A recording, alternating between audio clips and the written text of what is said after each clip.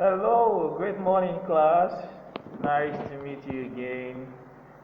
This is our online class. I just want to welcome all of you. We're going to be handling a very serious subject today, which is agriculture. And then our topic today, we're going to be continuing from what we did in the class the last time. It is classification of farm animals. We are still classifying them, and this time is based on their mood of breeding.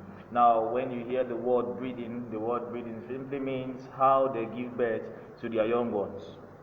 Now, we are going to have the following objectives in this class is for you to understand the term breeding, and then secondly, you understand the various ways farm animals give birth to their young ones. The term breeding, oh, right before us. The term breeding means the way farm animals produce their young ones.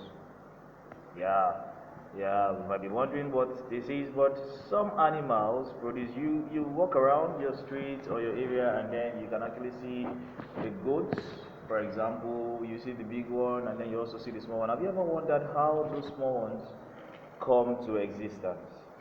Now, that is what we are trying to treat here this morning. So pay attention and follow me while we understand and then we explain the meaning of breeding. Breeding means the way farm animals produce their young ones. Some animals produce their young ones alive and in their own shape and form. They provide breast milk for their young ones when they are born. Examples are cows, sheep, goats, pigs, rabbits, and the horse. Most of these animals are called mammals. Alright, having explained this for mammals, as we move further, we're going to understand how other animals like birds and the rest of them, which are non-mammals, how they produce their young ones. Alright, the ways by which farm animals produce their young ones. The mammals, first of all. The mammals, these are farm animals that give birth to their young ones alive and feed them with milk from their udder breasts.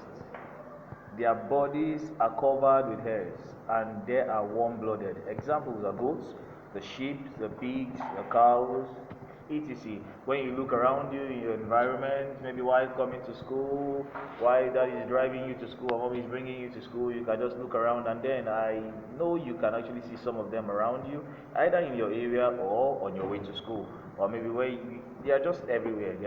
So if you pay good attention, you will see them. They are covered with hairs, just for you to be able to identify them. Alright, so the next one we're going to be talking about is the non-mammals, and they are also still farm animals. So they are farm animals that give birth to their young ones through egg laying. So that means they lay the egg, they keep the egg for some period of time, and then they allow the egg to hatch.